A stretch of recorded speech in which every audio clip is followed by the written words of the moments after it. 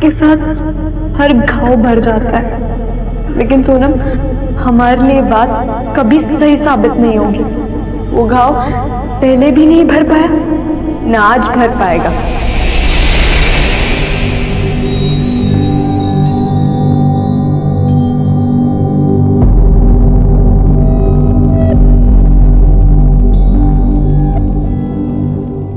ए रुक, क्या हुआ? ऐसे अंदर आके बाहर क्यों जा रहा है?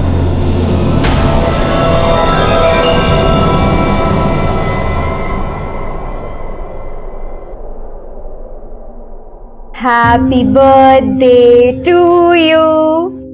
Happy birthday dear Sonam. Happy birthday to you. देखा, मैंने तुम्हारा एक भी बर्थडे मिस नहीं किया। और अब इस बार का बर्थडे तो स्पेशल वाला बर्थडे है, क्योंकि अब हम एडल्ट हो गए हैं। We are 18 now. और अब हम अपने लाइफ का डिसीजन खुद ले सकते हैं। और इसलिए सोनम, मैंने आज डिसाइड किया है कि मैं दुनिया को बता दूंगी कि तुम मिसिंग नहीं थी। तुम्हारा मर्डर हुआ था।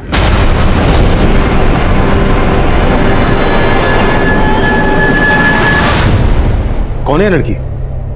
और किस सोनम की बात कर रही है जिसके मर्डर होने की बात बोल रही है? सर, मैं ना तो इस लड़की को जानता हूँ ना ही किसी सोनम को। मुझे तो बस ये सीडी मिली थी इस लैपटॉप में, जो कल ही सेकंड हैंड खरीदा था मैंने। कहाँ से खरीदा था? सर, एक कबाड़ वाले से। एक्चुअली कल मैं इंद्रपुरम मार्केट में था और वहीं कबाड़ वाले के पास ये लैपटॉप देखा था मैंने। ये लीजिए सर, लैपटॉप का चार्जर नहीं था उसके पास, लेकिन कंडीशन देखकर ये लैपटॉप उस कबाड़ वाले से खरीद लिया मैंने। दरअसल मेरे पास घर में पुराने लैपटॉप का चार्जर पड़ा था जो इसमें लग गया सर। लैपटॉप बिल्कुल चालू कंडीशन में था, लेकिन उसकी सीडी ड्राइव में एक सीडी थी। सर, जैसे ही सीडी प्ले की उसमें इस लड़की की फुटेज मिली। मुझे लगा कि आपको सब आके बता देना चाहिए। बिल्कुल सही किया तुमने। Confessions of murder. I know, तुम मुझे ब्लेम करती हो कि मैंने अब तक ये सच छुपाए रखा, लेकिन तब ये बात किसी को बताना मेरे लिए बहुत मुश्किल था। मैं बहुत डरी हुई थी सोनम, लेकिन अब मैं तुम्हें इंसाफ दिलवाऊंगी।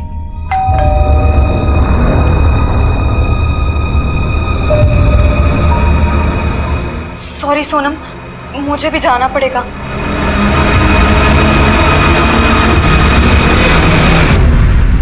तरुण, प्लीज थोड़ी देर बाहर वेट करो। या श्योर सर। Thank you.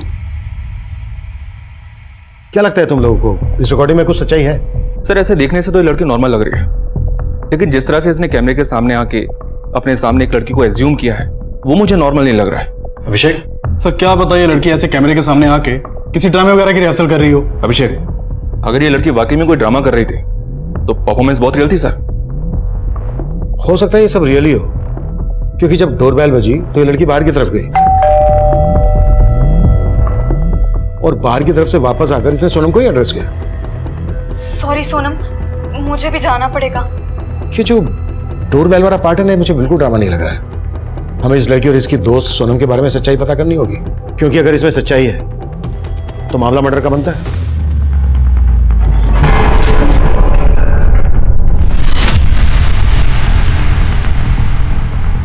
नमस्कार, मैं senior inspector Abhimanyu Jindal, crime petrol Dastak में आप सभी का स्वागत करता हूं। आज जो केस मैं आप लोगों के सामने रखने जा रहा हूं, ये केस जब हमारे पास आया तब हमें इस बात का बिल्कुल भी अंदाजा नहीं था कि ये वाकई में कोई मर्डर केस है या फिर ये हमारा वक्त जाया करने वाला है। लेकिन हम हमारी जिम्मेदारी निभाना चाहते थे। हमारी सबसे बड़ी मुश्किल ये थी कि हमें उस लड़की के बारे में कुछ भी पता नहीं था जो सीडी की फुटेज में किसी सोनम नाम की लड़की के मर्डर होने का दावा कर रही थी, और वो किस सोनम की बात कर रही थी हम ये भी नहीं जानते थे। उस लैपटॉप का आईपी एड्रेस पता करने के बाद भी हमें कुछ हासिल नहीं हुआ, और ना ही उस लैपटॉप पर कोई बारकोड था जिससे हम उस लैपटॉप के ओरिजिनल बायर तक पहुंच पाते। अब हमें एक लंबा रास्ता अपनाना था। एक तरफ हम के डेटाबेस से उन सभी सोनम का डेटा निकाल रहे थे जो अब तक गायब थी, और दूसरी तरफ हम उस कबाड़ वाले की दुकान पर पहुंचे जहां से वो सेकंड हैंड लैपटॉप खरीदा गया था। सर, यही वो दुकान है जहां से मैंने लैपटॉप खरीदा था। हाँ साहब, ये लैपटॉप मैंने इनको बेचा था, लेकिन बात क्या है साहब? ये लैपटॉप जो तुमने इनको बेचा, इस लैपटॉप में हमें ये सीडी मिली थी, किसकी है ये? सीडी? सीडी के बारे में तो कुछ नहीं जानता साहब, लेकिन ये लैपटॉप मैंने कबाड़ में खरीदा था। किससे खरीदा था? साहब मेरे आसपास के मोहल्ले में बहुत सारे कबाड़ वाले, वो घर घर जाके कबाड़ खरीदते और वही माल मुझे बेचते हैं। ऐसे कितने लोग हैं जो तुम्हें ये रद्दी कबाड़ का सामान बेचते हैं? यही कोई 10-12 से ज़्यादा होंगे साहब। मैं उन लोग से बात करके आपको बताता हूँ ये लैपटॉप मेरे पास कौन लेके आया और कहाँ से लेके आया। इस लैपटॉप में हमें सीडी मिली, हो सकता है इस लैपटॉप के साथ किसी ने सीडी भी बेची हो सकता है साहब। ऐसी पुरानी सीडीज में मैं खरीदता हूँ साहब, और ऐसी बहुत सारी सीडीज मेरे पास कबाड़ में भी है, चाहे तो आपको दिखा देता हूँ।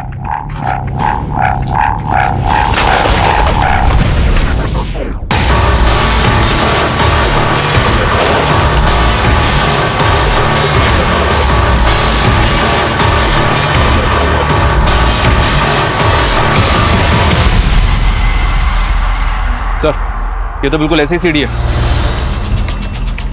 कन्फेशंस ऑफ मर्डर 2, बिल्कुल सेम सीडी है। मनीष, मुझे जल्द से जल्द वो रद्दी कबाड़ वाला चाहिए जिसने ये लैपटॉप और सीडीज को बेचा। Okay sir. पांडे, देखो ऐसी कोई और भी सीडी मिलती है क्या? सर यहाँ तो इतनी सारी मिसिंग सोनम है, हमें कौन सी सोनम चाहिए? शुक्ला, ये सब तो मालूम नहीं। फिलहाल एक काम करो, जितनी भी मिसिंग सोनम है सबके रिकॉर्ड निकालो। सर ये सोनम का चक्कर ना मुझे बड़ा घनचक्कर लग रहा है।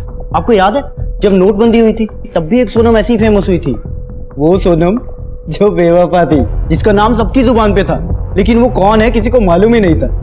सर कहिए वही सोनम तो नहीं? Shukla, sorry sir.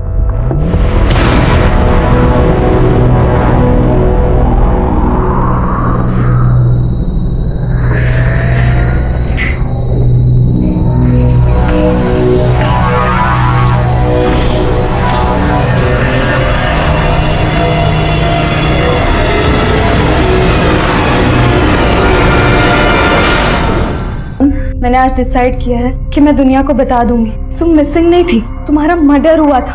कौन है लड़की? मैं ना तो इस लड़की को जानता हूँ ना ही किसी सोनम को। मुझे तो बस ये सीडी मिली थी इस लैपटॉप में जो कल ही सेकंड हैंड खरीदा था मैंने। ऐसी पुरानी सीडीज में मैं खरीदता हूँ साहब, और ऐसी बहुत सारी सीडीज मेरे पास कबाड़ में भी है। बिल्कुल सेम सीडी है। मुझे जल्द से जल्द वो रद्दी कबाड़ वाला चाहिए जिसने ये लैपटॉप और सीडीज को बेचा। ये सिक्का याद है सोनम?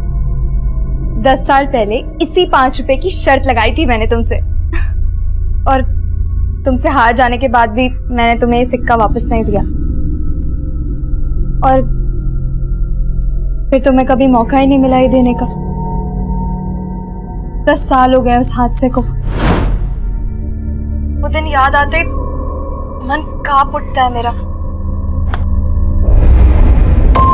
शुक्ला, एक काम करो, सभी सोनम को स्टेट वाइज डिवाइड करो, सर को बताने में इजी होगा।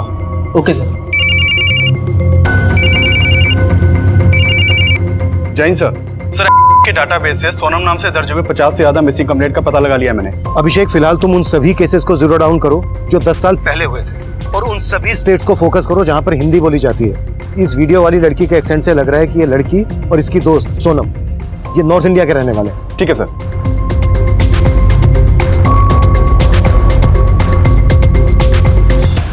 मैं अभी तक नहीं उभर पाई उस हादसे से, पर जब तुम थी वो भी क्या दिन थे। हम घंटों घंटों खेलते रहते थे। रेडी? हाँ ठीक है। 1 2 3।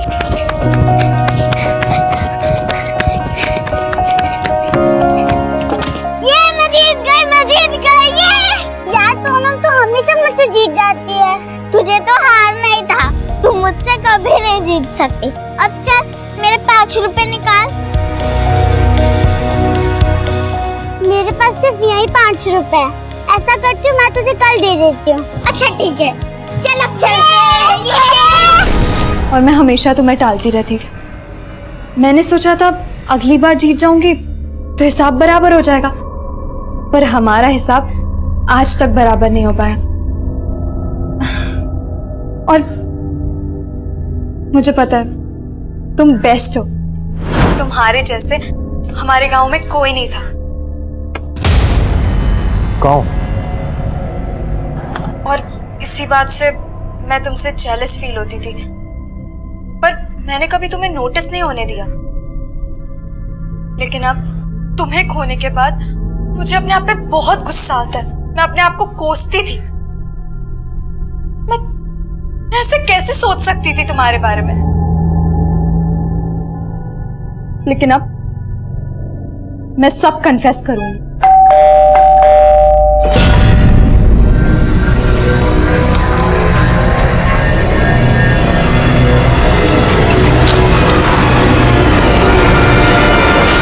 अरे दीदी, आप फिल्म बना रहे मेरा? अरे नहीं नहीं, तुम आओ ना अंदर, मुझे ना चाय बना के दे दो।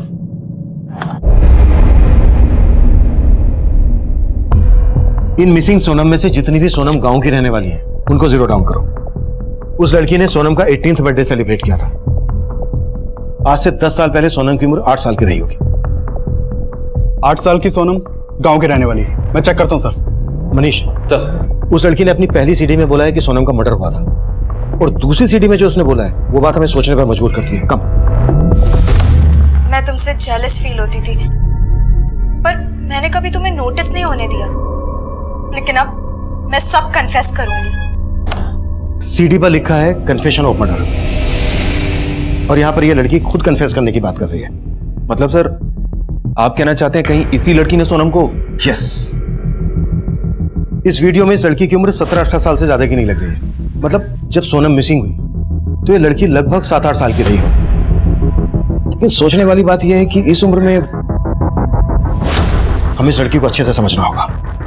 मनीष, वो दूसरे कबाड़ी वाले का पता चला जिसने वो लैपटॉप उस कबाड़ी की दुकान पर बेचा था? जी हाँ सर, उसका पता चल गया है। श्यामू से लेकर आ रहे हैं। गुड, आते ही मेरे पास भेजो। सर,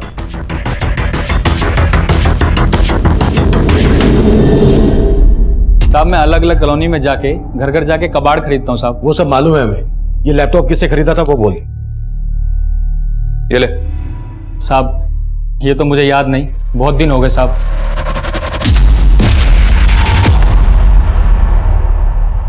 इस लड़की से खरीदा था? साहब उसका चेहरा तो याद नहीं, लेकिन हाँ साहब, अब ये लैपटॉप मुझे किसी औरत ने ही बेचा था साहब। हाँ रखो, इधर रखो। कबाड़ है। हाँ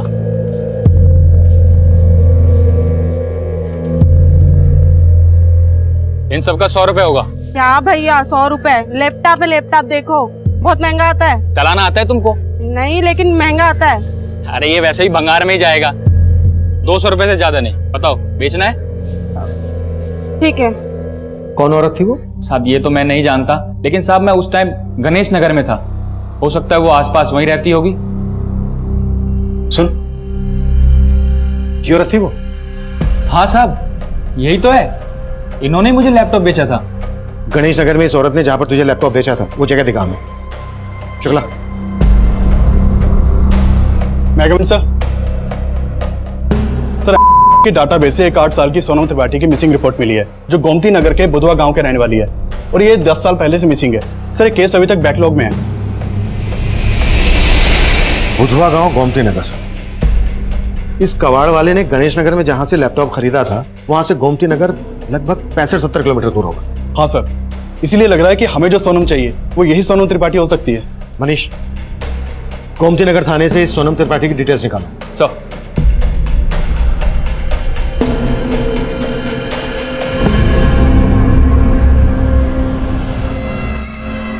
हाँ साहब यही जगह थी।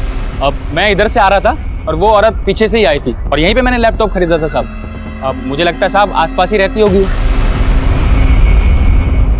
सर सोनम त्रिपाठी जयचंद और शालिनी त्रिपाठी की बेटी थी। सोनम के मिसिंग होने के बाद उसके बारे में कोई लीड नहीं मिली थी, लेकिन सोनम के मिसिंग होने के 6 महीने के बाद उसके पेरेंट्स ने सुसाइड कर लिया था। क्या? जी हाँ सर, उन लोगों ने जहर खा के सुसाइड किया था, और सबसे पहले उनके एक पड़ोसी ने उनको घर में मरा हुआ देखा था। उसके बाद वहाँ की लोकल पुलिस जब मौका वारदात पे पहुंची तो घर में उनको जूसेस के 2 ग्लासेस मिले।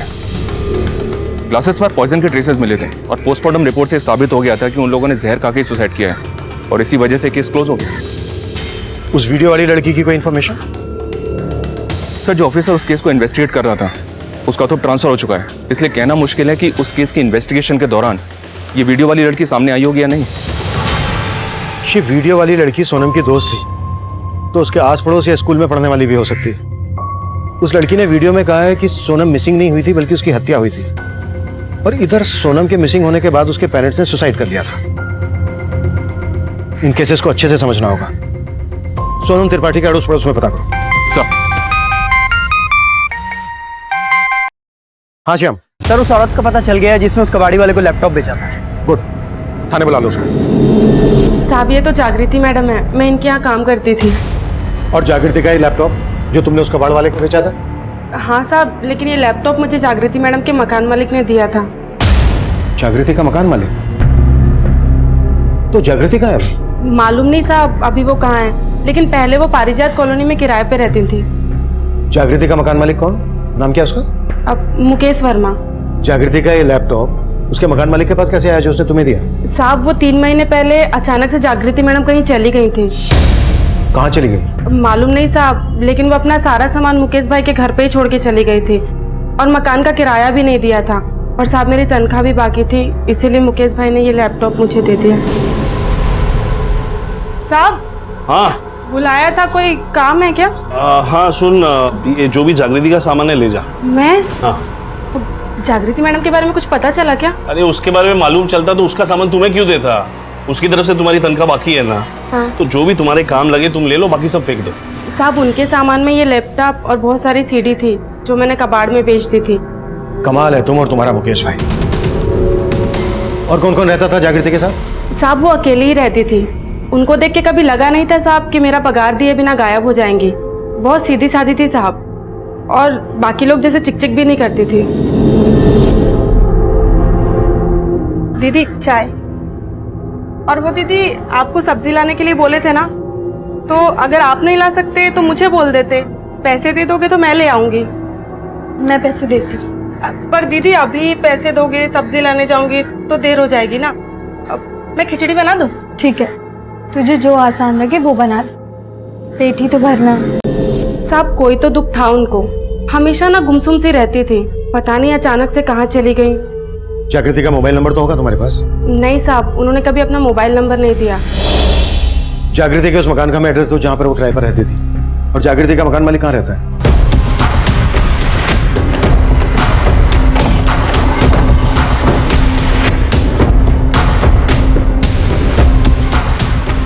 नमस्ते साहब। यहाँ सोनम रहती थी, उसके बारे में क्या जानते हो तुम? सोनम अपने माँ बाप की इकलौती बेटी थी और अचानक उसके खो जाने से उसके माँ बाप ये सदमा शायद बर्दाश्त नहीं कर सके और इसीलिए उन्होंने शायद आत्महत्या कर ली। कि सोनम के परिवार में और कौन कौन था? सोनम के पापा के बड़े भाई हैं। सोनम के माँ बाप को देखने के बाद सबसे पहले मैंने उनको ही फ़ोन किया था। हेलो, क्या? फिर कुछ समय पहले सोनम के ताऊ ने ये मकान बेच दिया था। अच्छा, ये जागृति है सोनम की बचपन की दोस्त, इसे पहचानते हो तुम? नहीं साहब, मुझे नहीं याद आ रहा, और ये तो बड़ी हो गई है साहब, मैं कैसे पहचानूंगा। अच्छा, ये सोनम के ताऊ कहाँ रहते हैं? साहब वो वैशाली में रहते। सर मुझे सच में नहीं पता कि जागृति अचानक से कहाँ गायब हो गई थी, और मुझे ये भी नहीं मालूम कि जागृति इस घर में अकेली रहने वाली थी, जबकि ये घर मैंने जागृति और उसके भाई को दोनों को किराए पे दिया था। जागृति का भाई? हाँ सर, लेकिन जब भी मैं किराया लेने आता था मैंने उस लड़के को कभी देखा नहीं। अंकल ये लीजिए आप करें। Thank you. आपको चाय वगैरह लेंगे? नहीं नहीं थैंक यू। आपका भाई नजर नहीं आ रहा? अच्छा वो गौतम, वो बाहर गया हुआ है। नाम क्या है जागृति के भाई का? बताया तो गौतम था सर, लेकिन पता नहीं असली या नकली। मतलब ये कि एकदम चालू किस्म का लड़का था सर। इस घर का एग्रीमेंट उसी के नाम पर था, लेकिन जो भी डिटेल्स उसने दिया वो सारी फेक निकली। फेक? हाँ सर। सर उन दोनों को देखकर कभी लगा नहीं कि दोनों ऐसे निकलेंगे। अंकल घर तो काफी अच्छा लगा हमें, लेकिन किराया थोड़ा ज्यादा बोल रहा। अरे बेटा पसंद है तो थोड़ा कम ज्यादा कर लेंगे, उसमें कौन सी बड़ी बात है। वैसे तुम दोनों हो कहाँ से? अजमेर से। अजमेर? हाँ। तो यहाँ फिर गाजियाबाद में कैसे? वो एक्चुअली हम दोनों भाई बहन का यहाँ KMT कॉलेज में एडमिशन हुआ है, तो वो इसी चक्कर में। इतना सब था तो आपने पुलिस को इन्फॉर्म क्यों नहीं किया? सर मैं इस घर के किराए से अपनी होम लोन की EMI भरता हूँ। मुझे लगा कि मैं आपको ये सब बता दूंगा तो कहीं चक्कर लंबा ना हो जाए। सर लेकिन मैंने 2 महीना इंतजार किया था। कब से गायब है दोनों बहन भाई? सर 3 महीने पहले जब मैं यहाँ पे किराया लेने आया था तो यहाँ पे ताला लगा हुआ था। जागृति का नंबर था नहीं, तो उसके भाई गौतम को फोन किया मैंने। नमस्ते अंकल। बेटा आज किराया देना था। हाँ तो मेरी बहन घर पे होगी ना, उनसे ले लीजिए। मैं घर के बाहर खड़ा हूँ, यहाँ पर ताला लगा हुआ है। क्या? अंकल मैं आपको 2 मिनट में कॉल बैक करता हूँ, ठीक है? फिर उसने मेरा फोन उठाना भी बंद कर दिया सर, और कुछ दिन बाद उसका फोन बंद आने लगा। फिर मैंने अपने अजमेर के एक रिश्तेदार को उनका अजमेर का एड्रेस दिया, बोला जाकर पता करो। लेकिन सर एड्रेस ही गलत था। मैं क्या करता सर, इसलिए मैंने उनका सारा सामान निकाल दिया और घर किराए पर दे दिया। गौतम का नंबर दीजिए हमें। जी सर। और हमें घर भी चेक करना है। आइए सर, मैं किराएदार को बोल देता हूँ, प्लीज।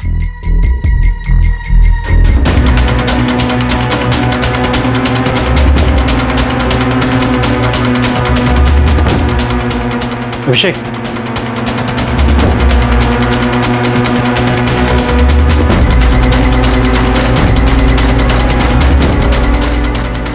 घर भी वही है जो वीडियो में है और ये सारा सामान भी वही है। ये सारा फर्नीचर आप ही का है? हाँ सर, ये सारा फर्नीचर मेरा ही है। सर जब हम यहाँ पर रहने आए थे तो इस कबाड़ के अंदर कुछ सामान था जो हमारे कुछ काम का नहीं है, तो हमने वो सामान एक बॉक्स में रख के इस पलंग के नीचे रख दिया है।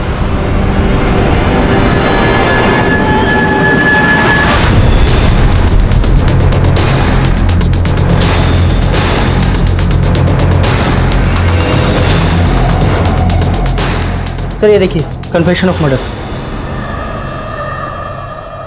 सर ये देखिए, और भी हैं। Confession of murder 3, 4, 5, 6 4 CD.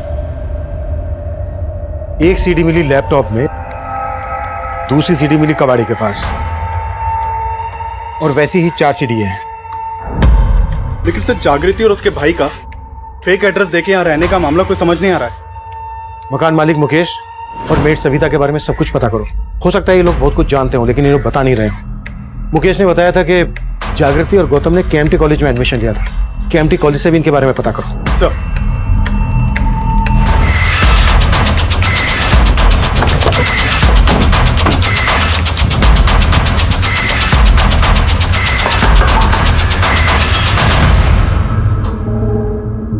जी साहब, हम आपसे सोनम मिसिंग केस और उसके पेरेंट्स के सुसाइड केस के बारे में कुछ बात करना चाहते हैं।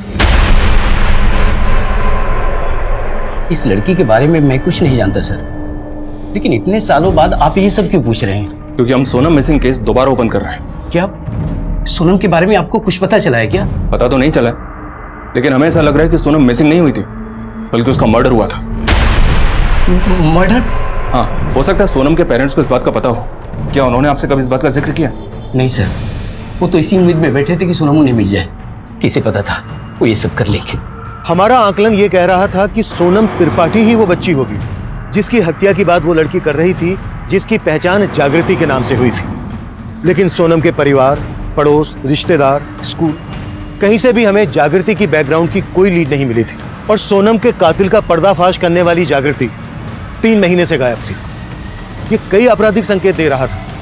सवाल ये भी था कि क्या जागृति को इसलिए गायब कर दिया गया था क्योंकि वो सोनम के कातिल का पर्दाफाश करने वाली थी, और तब जागृति के सामान में मिली बाकी की सीडीज इस केस को और भी पेचीदा करने वाली थी।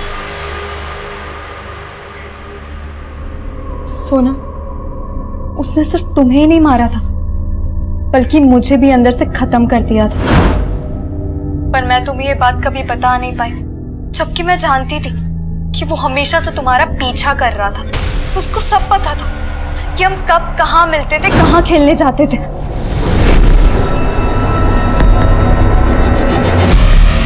लेकिन उस दिन मैंने तुम्हें वहां अकेला छोड़ दिया। काश मैं तुम्हारे साथ कुछ देर और रुकती। जैसे ही मैं गई थी वो आ गया था और तुम्हें मैंने तुम्हारी चीख सुनी थी, मैं तुम्हारी तरफ भागी थी, लेकिन पता नहीं वो तुम्हें कहाँ ले गया। पर मैं तुम्हें ढूंढती रही, फिर मैंने देखा वो तुम्हारा है।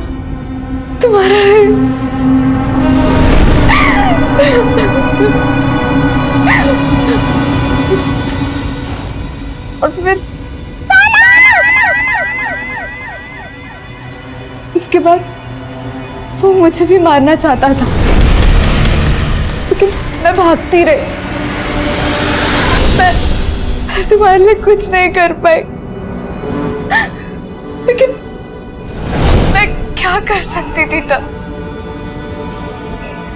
मैं सहम गई थी, किसी को कुछ नहीं बता पाई, किसी को भी कुछ नहीं बता पाई।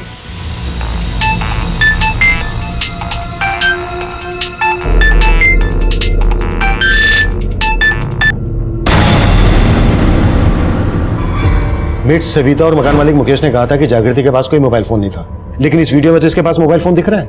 Right sir. जागृति ने अपने वीडियो में बोला है कि कोई आदमी उनका पीछा करता था और उसने सोनम का रेप और मर्डर किया, जो जागृति ने सब कुछ विटनेस किया।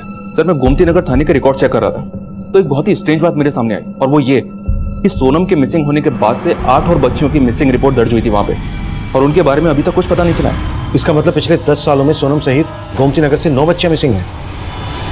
कहीं ऐसा तो नहीं है कि हम बहुत बड़े क्राइम की तरफ पड़ रहे हैं? जागृति ने अपने वीडियो में कहा है कि जो आदमी उनका पीछा करता था उसने सोनम का रेप और मर्डर करके उसे किसी तालाब में फेंक दिया था। पता करो बुधवा गांव गोमती नगर के आसपास जितने भी तालाब हैं, पिछले 10 सालों में वहां पर कोई लाश मिली है क्या? Okay sir.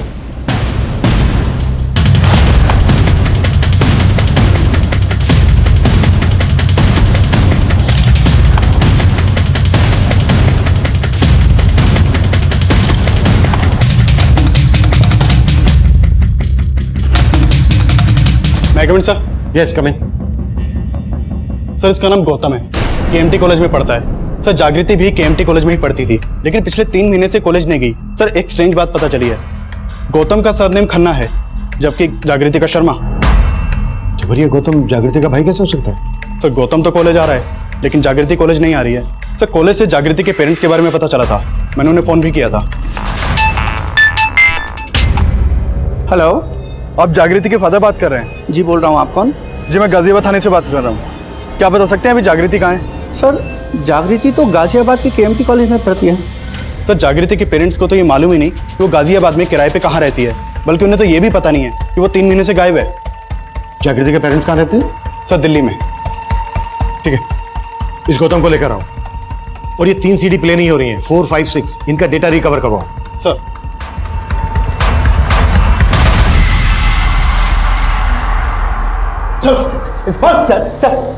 सर मैं मानता हूँ कि मैं जागृति का भाई नहीं हूँ, पर सर मैंने वो मकान जागृति के लिए ही लिया था। जागृति है कहाँ? सर मुझे नहीं पता जागृति कहाँ पर है। बेटा मालूम तुझे सब है, पहले बोल रेंट एग्रीमेंट पे तूने अपनी फेक डिटेल्स क्यों दी थी? मैं जागृति की सिर्फ हेल्प करना चाहता था। कैसी हेल्प? सर वो अपने पेरेंट्स के साथ नहीं रहना चाहती थी सर। फिर मैंने उसे बोला कि अगर हम भाई बहन बन के जाएंगे तो हमें मकान इजीली मिल जाएगा और फ्यूचर में कोई प्रॉब्लम ना हो, इसीलिए मैंने फेक एड्रेस प्रूफ दिया। सर मैं सच कह रहा हूँ, मेरी कोई भी इंटेंशन गलत नहीं थी। लेकिन जागृति अपने पेरेंट्स के साथ क्यों नहीं रहना चाहती थी? क्योंकि वो उसके सौतेले माँ बाप थे सर। सौतेले माँ बाप? हाँ सर, जब जागृति 9 साल की थी तो उन्होंने उसे ममता ऑर्फनेज से अडॉप्ट किया, लेकिन जागृति की उससे बनती नहीं थी सर।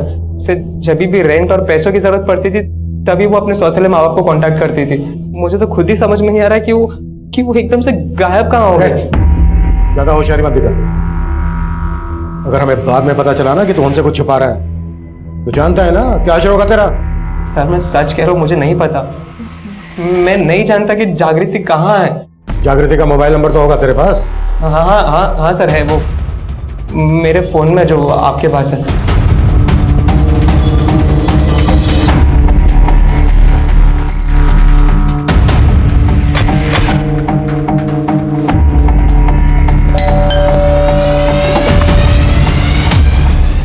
अनाथ आश्रम से हमने जागृति को गोद लिया था जब वो 9 साल की थी। और सोनम नाम की भी किसी लड़की का उसने हमसे कभी कोई जिक्र नहीं किया। जागृति के कॉल रिकॉर्ड निकलो और चेक करो उसका फोन कब और कहां बंद हुआ था। हो सकता है उसके कॉल रिकॉर्ड से हमें कोई क्लू मिल जाए जो सोनम के कातिल से ताल्लुक रखता हो। सर ये सीडी नंबर 4 तो प्ले हो रही है, लेकिन 5 और 6 प्ले नहीं हो रही। 5 और 6 की फुटेज भी रिकवर करवाओ। Okay sir.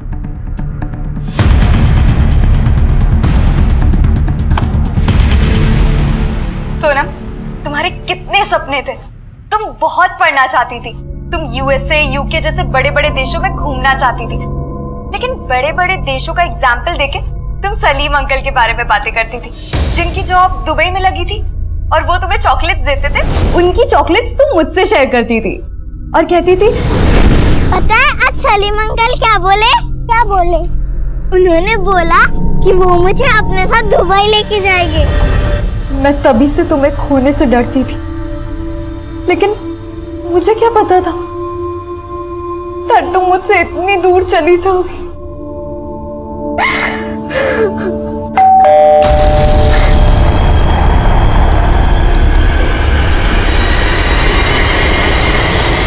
Surprise for you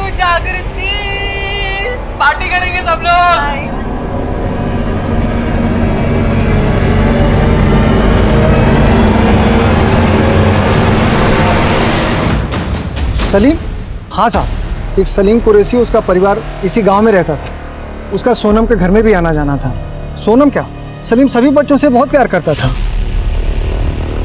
ये सलीम कुरैशी और उसका परिवार अब कहाँ है? साहब, वो सलीम की दुबई में नौकरी लग गई थी, तो पहले तो ऐसे साल में आना जाना लगा रहता था, लेकिन कुछ समय बाद वो अपने पूरे परिवार के साथ हमेशा के लिए दुबई चला गया। दुबई चले गए? कब शिफ्ट हुए? सोनम के माँ बाप की मौत के कुछ महीनों बाद। सीडी की इस फुटेज में जागृति की बातों से लगता है कि सोनम का रेप और मर्डर करने वाला आदमी सोनम और जागृति दोनों को जानता था। कहीं वो सलीम कुरैशी तो नहीं है? इसी वजह से वो अपनी फैमिली सहित दुबई भाग गया हो सकता है सर, लेकिन सोनम के जानने वाले जितने भी लोग हमें मिले, उनमें से कोई भी ऐसा नहीं मिला जो जागृति के बारे में जानता हो। जागृति के पेरेंट्स बोल रहे थे कि जागृति अनाथ थी, उन्होंने उसे ममता बाल आश्रम से अडॉप्ट किया था। फिर जागृति सोनम की दोस्त कैसे और कहां बनी होगी?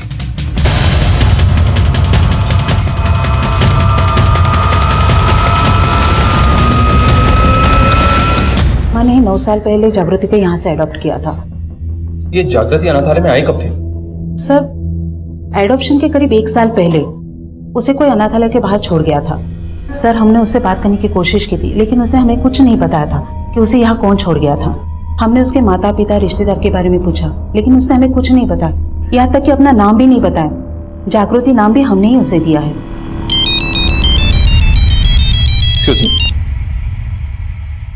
Hello, what? मैं अभी पहुंचा हूं। हाँ मनीष। सर, जागृति ने उस रिकॉर्डिंग में कहा था कि सोनम को मार के तालाब में फेंक दिया गया था, लेकिन पिछले 10 साल से तालाब के आसपास कोई बॉडी नहीं मिली थी। लेकिन अभी यहाँ गोमती नगर के एक तालाब के पास धुरिया नाम की एक बच्ची की लाश मिली है, जो कुछ ही दिनों पहले मिसिंग हुई थी। यानी ये 9वीं बच्ची है जो सोनम के बाद मिसिंग हुई थी? जी हाँ सर, और इस बॉडी को देखकर भी ऐसा ही लग रहा है। ये केस भी रेप और मर्डर का है। सर, अगर इन सभी बच्चियों के केसेस को एक ही क्रिमिनल से जोड़ें तो ये कोई सीरियल किलर भी हो सकता है, जिसने सबसे पहले सोनम को और एक के बाद एक इन बच्चियों को गायब किया। लेकिन लाश धुरिया की ही मिली थी और सोनम का भी रेप और मर्डर हुआ था, ऐसा जागृति उस वीडियो रिकॉर्डिंग में बोल रही है। और वो ये भी बोल रही है कि वो और सोनम उस किलर को जानते थे। जागृति के कॉल रिकॉर्ड्स क्या कहते हैं? सर, जागृति का फोन 3 महीने पहले 5 जून को सीमापुरी में बंद हुआ था। सीमापुरी? सर, सीमापुरी वैशाली से ज्यादा दूर नहीं है, और वैशाली में सोनम का ताऊ रहता है। सोनम का ताऊ? सोनम के गायब होने और उसके पेरेंट्स के सुसाइड करने का सबसे ज्यादा फायदा सोनम के ताऊ को ही हुआ है। हो सकता है सोनम के पेरेंट्स की आत्महत्या उसके ताऊ की कोई साजिश हो। लेकिन सर, हमें सलीम कुरैशी के बारे में भी नहीं भूलना चाहिए, क्योंकि सोनम के पेरेंट्स की डेथ के बाद वो अपनी फैमिली को लेकर दुबई शिफ्ट हो गया था। वो सब मालूम चला है कि हर साल वो दुबई से इंडिया आता है। पता करो, जब सलीम कुरैशी दुबई से इंडिया आता था, उसी दौरान ये बच्चियां गायब हुई हैं क्या? और सोनम के ताऊ की भी कुंडली निकालो। सर, सोनम के ताऊ और उसके दुबई वाले अंकल सलीम कुरैशी पर शक करने की वजह थी, लेकिन ये केस इतना पुराना था कि मौजूदा वक्त में सबूतों के लिए जोड़ तोड़ करना मुश्किल साबित हो रहा था। और हैरान कर देने वाली बात यह भी थी कि जागृति, जो सोनम की बेस्ट फ्रेंड होने का दावा कर रही थी, उसे सोनम से जुड़े लोग नहीं जानते थे, और जागृति को जानने वाले लोग भी सोनम के बारे में नहीं जानते थे। सोनम का मिसिंग केस फाइल होने के कुछ वक्त बाद ही जागृति का अनाथालय में जाना शक के बादल और भी घने कर रहा था। हम 3 जगह के डम डेटा पर काम कर रहे थे। एक, जहां पर जागृति का मोबाइल फोन बंद हुआ था, दूसरा जहां पर धुरिया की लाश मिली थी, और तीसरा बुधवा गांव, जहां की सोनम रहने वाली थी। इसी दौरान जागृति के घर से मिली उन 4 सीडीज में से बाकी 2 सीडीज का डेटा रिकवर कर लिया गया। आई एम सॉरी सोनम, कल वो गौतम अचानक से अपने दोस्तों को लेकर आ गया, इसलिए मैं तुमसे आगे बात नहीं कर पाई। मुझे नहीं पता था कि वो अचानक से अपने दोस्तों को लेकर आ जाएगा। कल तो उसने मेरा मूड ही खराब कर दिया। सरप्राइज फॉर यू जागृति, व्हाट्स अप? सब पार्टी करेंगे आज। सिर्फ मेरी वजह से तुम यहाँ पे रुकी हुई है। अगर मैं तेरी हेल्प नहीं करता ना, पता नहीं तू कहाँ रुकती। तेरी जो भी है रोक टोक है ना, यहाँ पे नहीं चलेगी, समझी? देख क्या रही है, चल अभी मजे करते, चल आजा। मैं गौतम को मना नहीं कर पाई, मुझे तो उससे और भी नफरत हो गई है। मैंने उसे देखते हुए देखा, मैंने गौतम से क्या हर लड़के से दूरी बना ली थी, लेकिन रोहित सर वो थोड़े डिफरेंट है। रोहित सर? मुझे लगता है रोहित सर मुझसे, लेकिन वो कह नहीं पाते। पर मैं भी उन्हें बहुत पसंद करती हूँ। वो ना बहुत हेल्पफुल है और मुझे भी तो उनकी हेल्प चाहिए ना।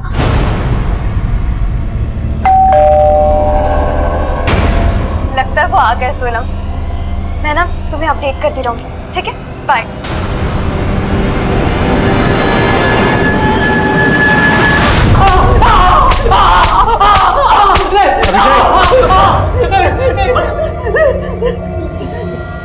जागृति को तूने गायब किया है ना? हाँ बोल, कहाँ है वो? सर मुझे नहीं मालूम सर कहाँ है वो। कहीं ऐसा तो नहीं है कि तूने उसका मर्डर कर दिया? नहीं सर, मैंने कुछ नहीं किया सर, सच कह रहा हूँ सर, वो पक्का। जागृति ने तुझे देखते हुए पकड़ा था, है ना? गौतम, हाँ?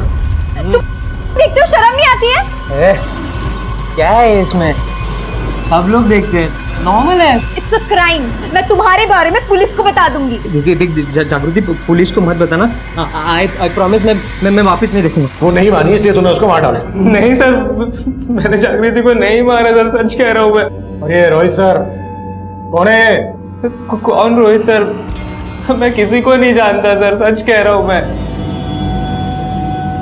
सर जागृति के नंबर से जिस नंबर पे लास्ट कॉल हुआ था वो नंबर किसी रोहित सिंह के नाम पे रजिस्टर्ड है। मैंने चेक किया, इस रोहित का फोन अक्सर उसी एरिया में एक्टिव रहता था जहां जागृति गायब रहती थी।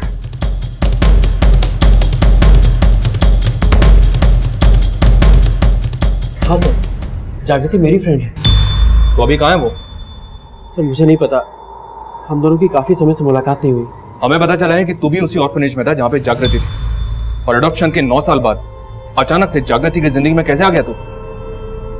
सर मैं जागृति को पहले से पसंद करता था। जब बड़ा हुआ तो मैंने अपने आप को अपने बल पे सेटल किया, एक अच्छी जॉब भी पाई। फिर मैंने सोचा कि मैं जागृति से दोबारा मिलता हूँ। सर मैंने पता लगा लिया था कि वो KMT कॉलेज में पढ़ाई कर रही है। और एक दिन जागृति, क्या हुआ?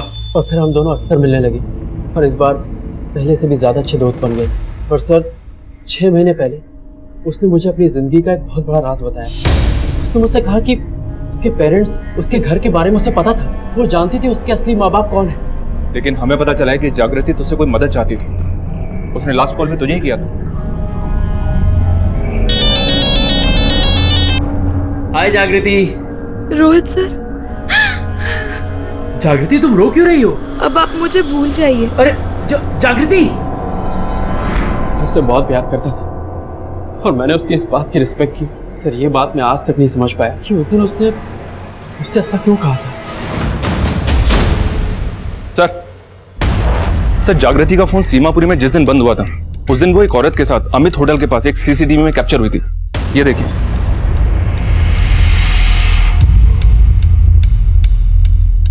और सर सीमापुरी, सोनम का बुधवा गांव और वो तालाब जहां पे हमें धुरिया की लाश मिली थी, इन तीनों जगहों के डंप डेटा में एक कॉमन नंबर मिला है जो बुधवा गांव के एड्रेस पे रजिस्टर्ड है। किसका नंबर है? सर किसी भुवन कुमार के नाम पे रजिस्टर्ड है।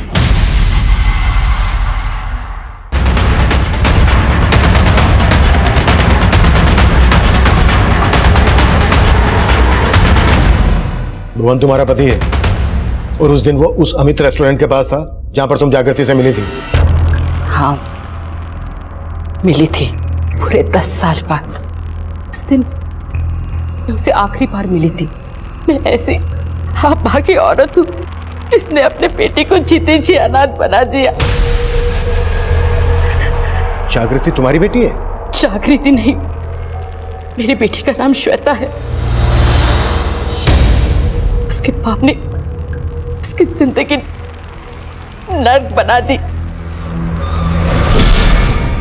मेरी बेटी को अपना हवस का शिकार बना दिया जब वो बेचारी सिर्फ 7 साल की थी। फिर इस दरिंदे की नजर सोनम पे पड़ी जिसके साथ मेरी श्वेता खेला करती थी। सोनम, मैं घर जा रही हूँ, मुझे थोड़ा काम भी है। चल बाय बाय।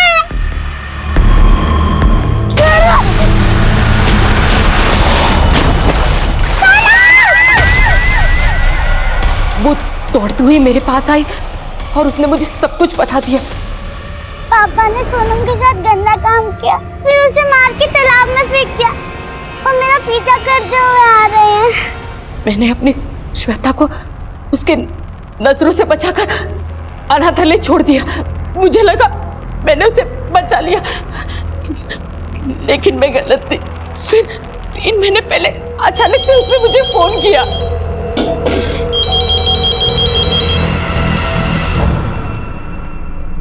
हेलो माँ, श्वेता, तू? आप मुझे भूल गई ना?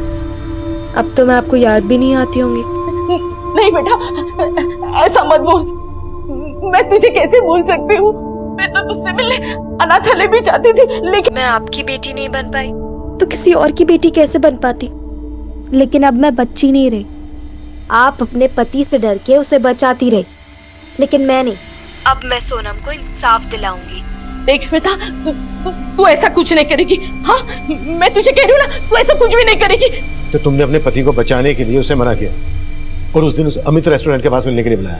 वो बिना मुझसे कुछ बोले वहां से चली गई और मुझे नहीं पता था कि मेरा पति वहीं पे था। उस दिन सरला को जब उसने फोन किया तो मैंने सरला को उससे बात करते हुए सुन लिया था, और अगले दिन जब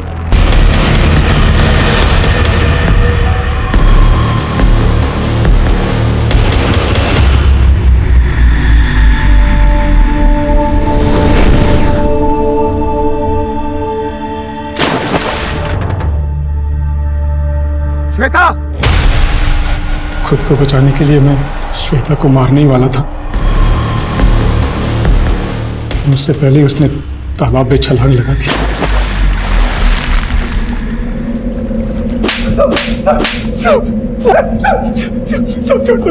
और कितने बच्चों को शिकार बनाया तूने?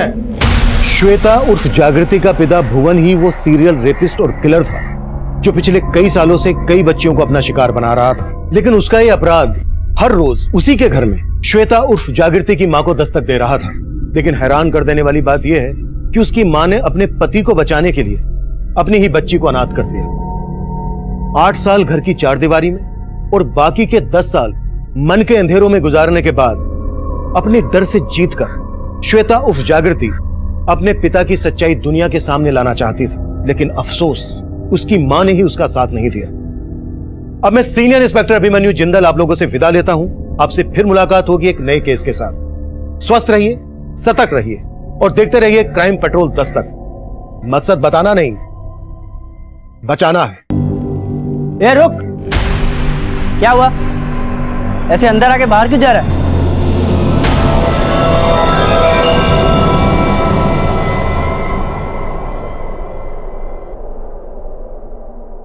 Happy birthday to you. Happy birthday dear Sonam. Happy birthday to you. देखा, मैंने तुम्हारा एक भी बर्थडे मिस नहीं किया। और अब इस बार का बर्थडे तो स्पेशल वाला बर्थडे है, क्योंकि अब हम एडल्ट हो गए हैं। We are 18 now. और अब हम अपने लाइफ का डिसीजन खुद ले सकते हैं। और इसलिए सोनम, मैंने आज डिसाइड किया है कि मैं दुनिया को बता दूंगी कि तुम मिसिंग नहीं थी। तुम्हारा मर्डर हुआ था।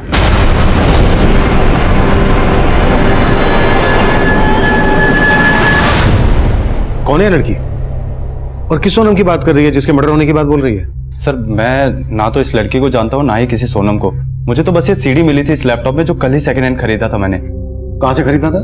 सर, एक कबाड़ वाले से। एक्चुअली कल मैं इंद्रपुरम मार्केट में था और वहीं कबाड़ वाले के पास ये लैपटॉप देखा था मैंने। ये लीजिए सर, लैपटॉप का चार्जर नहीं था उसके पास, लेकिन कंडीशन देखकर ये लैपटॉप उस कबाड़ वाले से खरीद लिया मैंने। दरअसल मेरे पास घर में पुराने लैपटॉप का चार्जर पड़ा था जो इसमें लग गया सर। उस लड़की ने वीडियो में कहा है कि सोनम मिसिंग नहीं हुई थी बल्कि उसकी हत्या हुई थी। इधर सोनम के मिसिंग होने के बाद उसके पेरेंट्स ने सुसाइड कर लिया था। इन केसेस को अच्छे से समझना होगा। गोमती नगर के तालाब के पास धुरिया नाम की एक बच्ची की लाश मिली है जो कुछ ही दिनों पहले मिसिंग हुई थी, और इस बॉडी को देखकर भी ऐसा ही लग रहा है ये केस भी रेप और मर्डर का है। सोनम, मैंने आज डिसाइड किया है कि मैं दुनिया को बता दूंगी तुम मिसिंग नहीं थी, तुम्हारा मर्डर हुआ था। कौन है लड़की? मैं ना तो इस लड़की को जानता हूँ ना ही किसी सोनम को। मुझे तो बस ये सीडी मिली थी इस लैपटॉप में जो कल ही सेकंड हैंड खरीदा था मैंने। ऐसी पुरानी सीरीज में मैं खरीदता हूँ साहब, और ऐसी बहुत सारी सीरीज मेरे पास कबाड़ में भी है। बिल्कुल सेम सीडी है। मुझे जल्द से जल्द वो रद्दी कबाड़ वाला चाहिए जिसने ये लैपटॉप और सीडीज को बेचा है।